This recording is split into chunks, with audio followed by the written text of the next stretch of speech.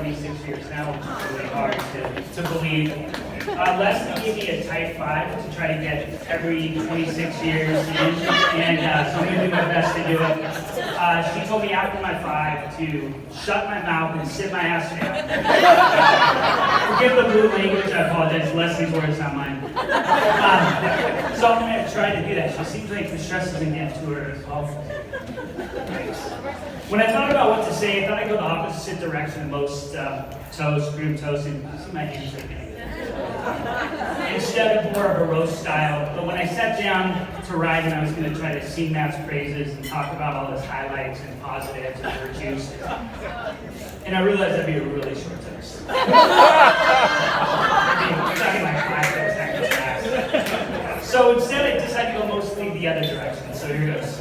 I'm honored to be here today to celebrate Matt and Leslie. As we know, there's a day in every man's life where he meets the one, his soulmate, the one that completes him. And for Matt, that happened 26 years ago when he met me. We met freshman year of college. I just moved up from Phoenix, Arizona, where I used to be friends with the popular kids, the jocks, the funny guys, all that. And when I got to Bellingham, I was like, I'm going to turn over a new leaf. I'm going to meet some guys that are none of those things. So I decided to try out for the men's volleyball team. As you can imagine, it was a target-rich environment. Jim, Forbes, Hunter, Chachi, there was plenty of guys. Plenty of anti-social types, but there was one guy that stood out more than others. It's this little guy across the gym. He was sitting on the gym floor, knees tucked up to his concrete chest. Unable to make eye contact with any of the guys in the room.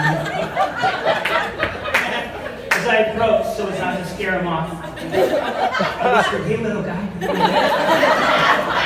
Started to look up, and I noticed his headgear was caught on his heels. World Tour t-shirt. I asked him if I could help him look up and make eye contact with me. He said, "Can we be friends?" At that moment, I knew we were going to end up being best friends. That he was going to end up being the Robin to my Batman, the Screech to my Zack, the Thelma to my Louise.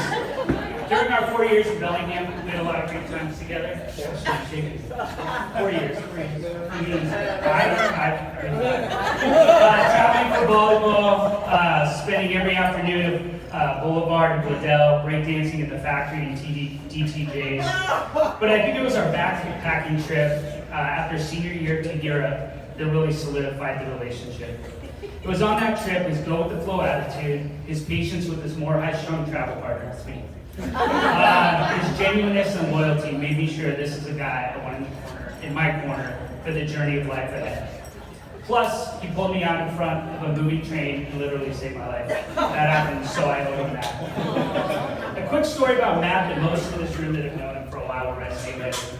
In 1999 to 2003, when we were roommates, and spent many evenings with Alan and Doug and a lot of other guys in this room, discussing life, philosophy, politics, and the like over 40s. Matt would always end up saying something demonstrably false or inaccurate. The others in the room would know that was the case. We'd look at each other and call BS. But Matt refused to relent.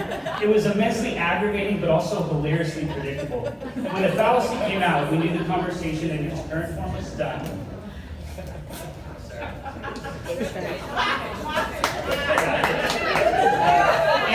And the arguing would commence. Since the advent of the internet, Google, Wikipedia, and common sense, Matt is much less likely to say ridiculous things in the conversation. But you can forgive me for being a little bit gun-shy when he told me he had met the one. It wasn't until Matt met Leslie. It's all those whiskey drinks, right? I had too many of them, that's the problem. It wasn't until Matt met Leslie, his Lisa Turtle, that I saw a new side of her. One I hadn't seen the previous 23 years, a content, peaceful, and grateful side, like you finally found something you've been looking for so long. Like all in this room that have known Matt, you feel lucky and blessed to call him a brother. When I got married 8 years ago,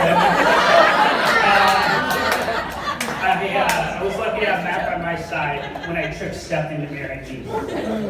Now I'm so humbled and honored to be by Matt's side as he tricks Leslie into marrying me. Look at her, she's beautiful, isn't she? Yeah.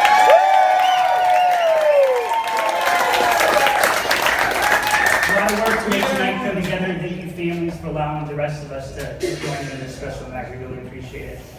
My wife and I have gotten to know Leslie more through date nights, Chelan, spades, celebrating our first Rosh Hashanah, although I realize tonight that I might be saying it wrong. Was that right? Okay. We decided that if they didn't get to this day and we had to pick one, with the input of our sons, it would be Auntie Leslie. Sorry. All kidding aside, any of us would be considered lucky to have one friend in our life like Matt.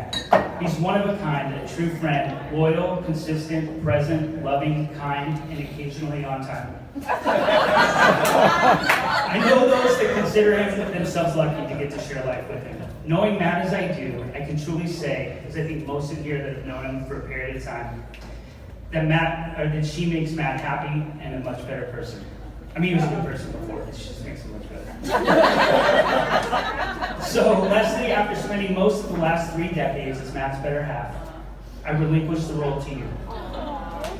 You're a beautiful person inside and out, and I'm so grateful that I get to call you a friend, and now, family, as you married my brother Matt.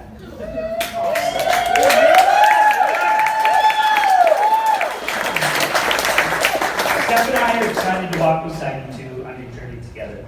So please raise your glasses to toast the new Mr. and Mrs. Johnson.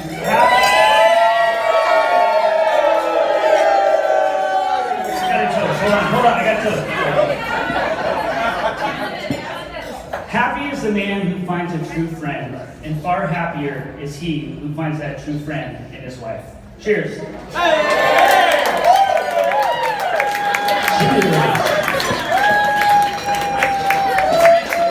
Now, Randy might have been nervous, but he burnt that toast down. So give him a round of applause, y'all.